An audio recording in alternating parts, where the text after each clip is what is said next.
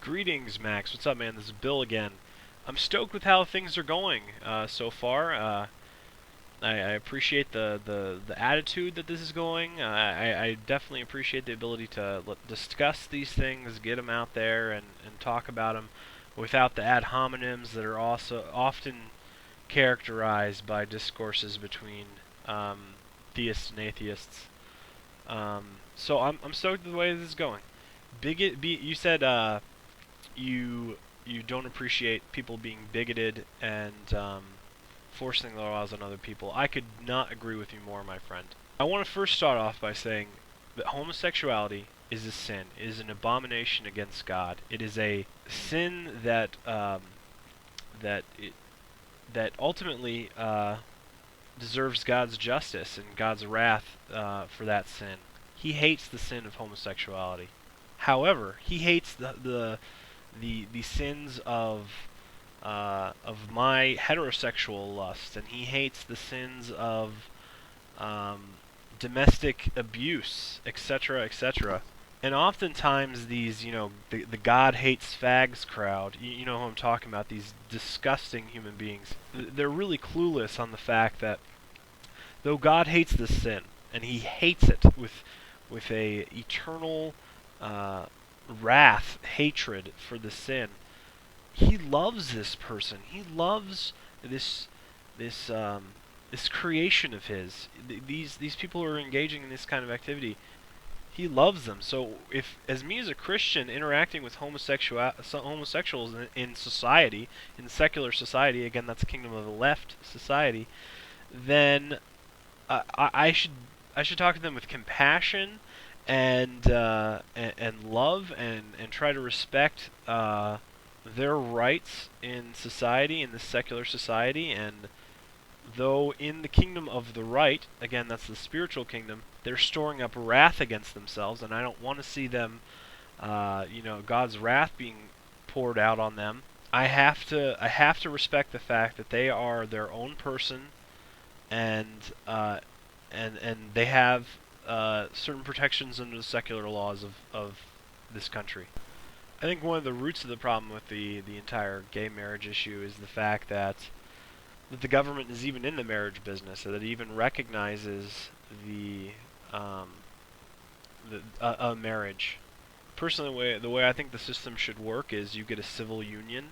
Um, you can have all these false homosexual marriages you want. They can visit their dying partner in the ER, have all the protections of marriage, the tax benefits, etc. And these are false marriages again in God's eyes and in my eyes, but they should have these protections. And only true marriages will be validated by church. And if some liberal church or some liberal hippie spiritual group wants, that's in conflict with the Bible, wants to recognize their marriage and have a nice little marriage ceremony, whatever. That's their protections under the law, and they can do whatever they want to do. It's again abomination. It's against God's will. But remember, I treat these people with love and respect and kindness, and I don't do these disgusting and deplorable things that we see time and again, which are really hypocritical, because though these people they're doing homosexual acts are sinning and storing up wrath against themselves, so are you, so am I. Uh, every time that we sin in any kind of way, Now, before I make my next point, I want to start off by saying I'm a first-year seminarian. It's a 4-year program.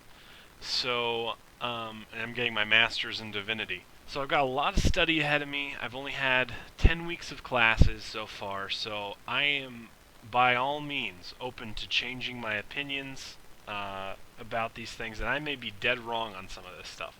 So if in a couple of weeks you get a message from me on YouTube saying Max completely wrong on this, just want to clarify, don't be surprised, and it's not because I'm flip-flopping, it's just because I'm studying. And I think from a person like you who believes they're being intellectually honest, and probably in some sense I mean your entire group that I hate to clump anybody in a group, but I'm saying I think you would agree, you describe yourself as someone who is intellectually honest, who is open to changing their opinion. So I don't think that's going to be any problem with you. But I just want to let that go.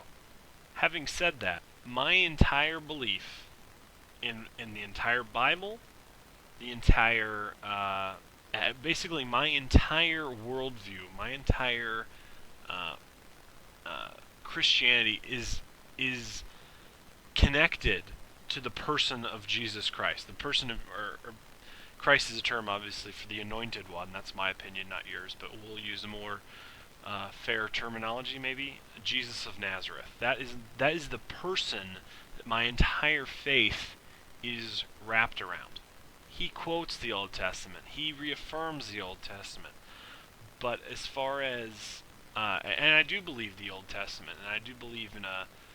This is going to open up a whole can of worms, and Max, I'll get into it with you, but I think it's actually going to be counterproductive to our discussion here. I do believe in a literal 6-day creation, so we can get into that. We can open up that can of worms, but I think for understanding each other, it's just going to just degrade into look at this link that I can show you, and then you say look at this link that I can show you. And it's not going to really further our progression of understanding each other and each other's worldviews. But we can do that if you want. That's up to you. I leave that open to you. Now, when you say that the time, you might have been referring to the Old Testament, so this may not apply to you, but the time of Jesus was an illiterate and etc., etc., and people were, it's not really fair because, first of all, the people in first century Palestine were trilingual. They spoke Aramaic and Greek, and maybe even a little Latin. I mean, these were far from, Mongolian nomads. They were intimately entwined with Mediterranean culture. They understood and were part of that living economy that was going on during the world that time. But even as the Apostle Paul says, if Christ has not been raised, then our faith is in vain. So if you can prove to me that the resurrection is not true, and please don't send me a link, because I'll probably just laugh at it, because this is where you really walk on my turf, my knowledge base, is when you try to talk about Jesus Christ and the resurrection, because I can talk you to blue in the face. I won't bore you. But if you can prove that Jesus Christ has not been raised, my faith is in vain, and I will gladly switch positions. I'd like to think that I'm intellectually honest. If you can prove to me that Jesus Christ has not been raised, then my own holy book says that I don't have to believe it anymore. Then the Apostle Paul says, your faith is in vain if Christ has not been raised. So, I can, like I said, we can get into the resurrection account. I can give you 50 trillion different proofs for it.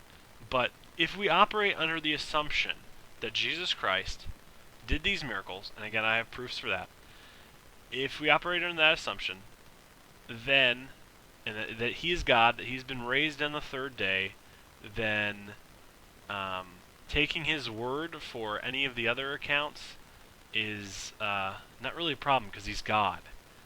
And I think I'll allow for God to be a little bit smarter than me. I think I'll have just the shred of humility to say that maybe God knows things a little bit better than I.